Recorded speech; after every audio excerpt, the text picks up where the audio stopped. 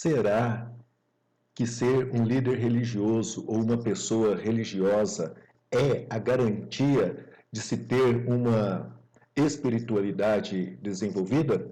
Fique comigo, porque no decorrer desta aula eu estarei falando acerca desse assunto com você.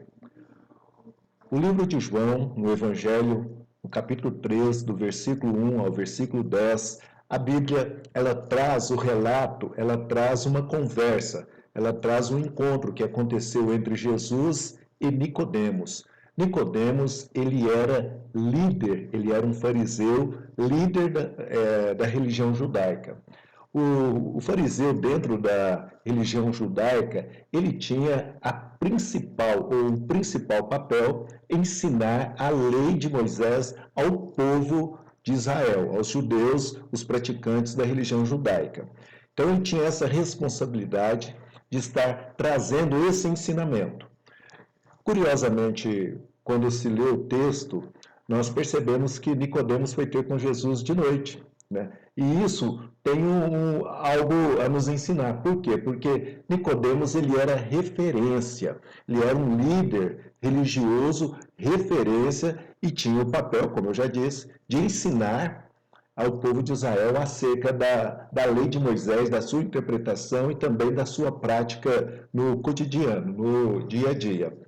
Mas ele foi ter de noite com Jesus. Por quê? Porque Jesus não era um líder religioso reconhecido em Israel. Jesus não era um líder religioso pertencente ao alto escalão, ao alto clero, podemos assim dizer, da religião judaica. Não, Jesus, ele, como nós dissemos na aula inaugural, ele desenvolveu toda a sua espiritualidade, né, por fora da religião judaica. Podemos assim entender dessa maneira. Então Nicodemos foi ter com Jesus de noite. Por quê? Porque um homem da classe social, do nível que era Nicodemos, não era permitido procurar durante o dia pessoas de menor influência do que a dele. Então, por esse fato, ele foi se encontrar com Jesus durante a noite. Observe que nesse encontro, que nesse diálogo que aconteceu, Nicodemos, ele mostra ser uma pessoa preocupada no quesito quando se fala da salvação, mas ao mesmo tempo também ele mostra ser uma pessoa que não conhecia, que não dominava acerca desse assunto. Observe que Nicodemos, quando ele vai até Jesus, e algumas coisas despertaram em Nicodemos a busca por Jesus. Observe que aqui Jesus já estava no seu ministério, Jesus já havia recebido o Espírito Santo como selo ministerial lá no batismo de João, Jesus estava já na prática.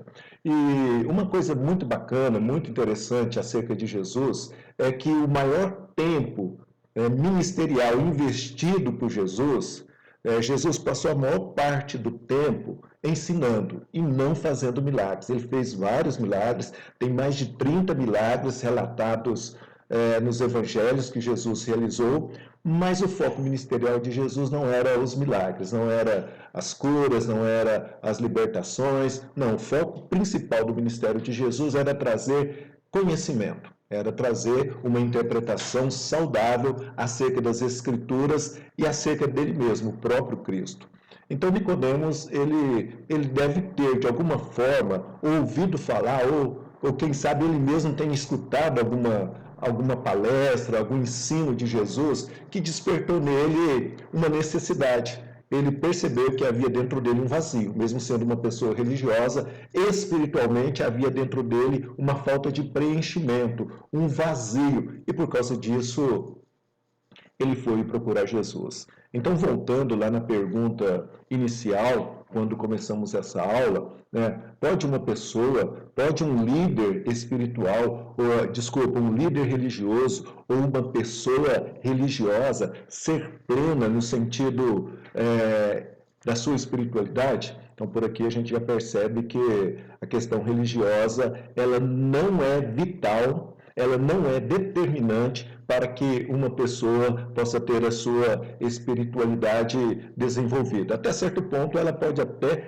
fazer parte, mas ela não é o medidor principal. Nicodemos tinha um vazio e ele agora estava aqui procurando preencher esse vazio através dos ensinos de Jesus. E aqui tem uma coisa muito interessante para mim, para você, que é a fonte da vida, a fonte da salvação. Nós encontramos essa fonte na pessoa de Jesus, nos seus ensinos. Ele mesmo declara a respeito de si que ele é o caminho, a verdade e a vida. Então, tudo está centralizado, tudo está vinculado na pessoa de Jesus. E nesse diálogo, Nicodemos ele tem um entendimento natural daquilo que se é espiritual. E normalmente as coisas espirituais, elas não têm, em muitos casos, uma explicação cognitiva lógica, no sentido humano, natural, simplesmente só olhando por esse lado. Espiritualmente, muita coisa que se vive, que se sente, não tem uma explicação científica, uma explicação mental, uma explicação cognitiva. A gente acredita, a base da espiritualidade é a fé, a base de um relacionamento com Deus é a fé, e a fé ela está acima. A nossa espiritualidade ela está acima do nosso lado mental, do nosso entendimento mental. Então Nicodemos ele lia, ele ouvia acerca da lei, acerca das palavras de Deus, acerca do ensino que Jesus estava trazendo até ele, mas ele tinha uma leitura humana, uma leitura natural. Ele não tinha uma leitura espiritual. E aqui tem um ensinamento para mim, para você. Por quê? Porque muitas vezes nós vamos precisar de simplesmente crer e aceitar as verdades espirituais, mesmo que, naturalmente falando, não venhamos a compreender qual é o sentido ou qual é a razão exata daquilo. Uma coisa eu posso garantir para você, que aquilo que é verdade espiritual, ela está acima e ela funciona, mesmo que a gente não entende. Mas Nicodemos, no seu diálogo, quando Jesus fala que para ele da importância não só de ser uma pessoa religiosa, mas também da importância de se ter uma experiência de relacionamento, de novo nascimento, de regeneração, de nascer de novo. Jesus agora ele trata esse assunto com Nicodemos e aí Nicodemos ele buga, ele não entende. É muito para a mente dele. Por quê? Porque as coisas espirituais trazem ou só são compreendidas mediante o discernimento espiritual. É aqui que nós, como cristãos hoje, temos a ajuda do Espírito Santo que habita na vida daquela pessoa que é convertida, daquela pessoa que tem Jesus como seu Senhor, como seu Salvador. É o Espírito Santo que antes da conversão, quando a pessoa está ouvindo o Evangelho, talvez pode ser o seu caso. Então, se você ainda não é um cristão convertido, espiritualmente nascido de novo, assim como Nicodemos. Talvez você até faça parte frequente, ou tenha uma religião, talvez sim, ou talvez não, mas o mais importante, em início da nossa espiritualidade, é a experiência do novo nascimento. É quando nós nascemos espiritualmente na presença de Deus. Quando Adão ele pecou, a Bíblia fala que por ele o pecado entrou no mundo. Então, todos os seres humanos, né? E aí só dois que se excetuam aí, que é o próprio Adão e depois o próprio Cristo, que nasceu sem pecado, mas os outros seres humanos, todos eles nasceram, né? Nós fomos, como diz o rei Davi, nós fomos gerados em pecado. Nós herdamos esse pecado, que em teologia a gente chama de pecado original, nós herdamos esse pecado de Adão. Então já está inerente na nossa natureza. Então, espiritualmente, a gente nasce inocente, sim, mas quando o tempo vai passando, que nós saímos da fase da inocência, que nós entramos na fase da consciência, de discernir o que é certo, o que é errado, onde nós temos agora uma malícia, a fase da consciência. Quando a gente chega nesse aspecto, nós precisamos, para alcançar a salvação de Deus, nós precisamos de nascer de novo. E entenda-se por salvação de Deus, ter um relacionamento espiritual com Deus que é Espírito. Isso é o primeiro ponto e é o ponto vital da salvação. Salvação não é um lugar para onde a gente vai. né? O lugar para onde a gente vai faz parte da salvação, mas a salvação, na essência, é ter um relacionamento com Deus, é vida com Deus, é intimidade com Deus. Então, Nicodemos, ele não tinha essa experiência. Dentro, mesmo conhecendo, na época, 613 mandamentos tinha na lei de Moisés, era a interpretação dos fariseus naqueles dias, e isso não mudou até hoje. Até hoje, a lei de Moisés, ela tem, entre mandamentos restritivos e positivos, 613 mandamentos. E Nicodemos, ele conhecia cada um deles e ele tentava, como um bom religioso, cumprir cada um deles. Mas isso não era o ponto-chave. Por quê? Porque faltava para Nicodemos relacionamento com Deus, faltava salvação.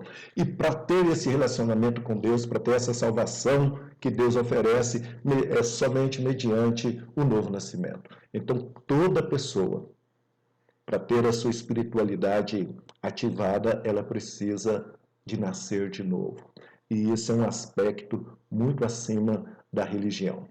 Então, você que está agora me assistindo, ouvindo esta palestra, esta aula, atente-se a isso. É uma pergunta a ser feita. Você quer desenvolver a sua espiritualidade? Se você quer desenvolver a sua espiritualidade, o primeiro passo é nascer de novo. O primeiro passo é se converter ao Senhor Jesus. O primeiro passo é ter, através dessa conversão, o seu relacionamento com Deus, é você voltar na sua essência, na essência da sua identidade. Uma pessoa como você, como eu, fomos criados à imagem e semelhança de Deus, e agora o novo nascimento, que também em teologia a gente pode chamar de regeneração, é a nossa identidade. É onde nós agora nos identificamos com Deus e começamos a ter um relacionamento com Ele. O curso de discipulado cristão justamente parte dessa premissa. Por quê? Porque primeiro você ativa a sua espiritualidade, você se converte, você agora espiritualmente passa a ser membro da família de Deus, passa a ser filho de Deus no sentido espiritual, porque a paternidade de Deus, espiritualmente falando, ela é aflorada em nós, ela é ativada em nós a partir do momento do novo nascimento. Até então, somos seres humanos criados à imagem, à semelhança de Deus. Até então, existe sim o sopro de Deus na nossa vida, mas não existe ainda relacionamento espiritual. Então, o relacionamento espiritual ele vem mediante essa identificação, mediante essa conversão, e agora a vida espiritual ela é ativada. E a proposta aqui do curso é justamente pegar, a partir desse princípio, ajudar você a entender essa necessidade que é muito além de religiosidade, de nascer de novo. Jesus ele fala assim para Nicodemos: importa nascer de novo. Quem não nascer de novo não pode ver o reino de Deus. Por quê? Porque não está inserido, não está identificado, ainda não está afiliado, ainda não foi recebido espiritualmente, ou ainda não recebeu Deus como Pai no sentido espiritual e não tem um relacionamento ativo com Ele. Então, eu quero deixar aqui, vou encerrar essa aula aqui, nós vamos continuar na próxima um pouco sobre esse assunto, porque se a coisa mais importante na vida de uma pessoa é o novo nascimento, mas para falar para você sobre o novo nascimento, é muito bacana primeiro eu falar o que não é o novo nascimento. E isso nós vamos discorrer na próxima aula. Nós nos vemos lá. Deus abençoe.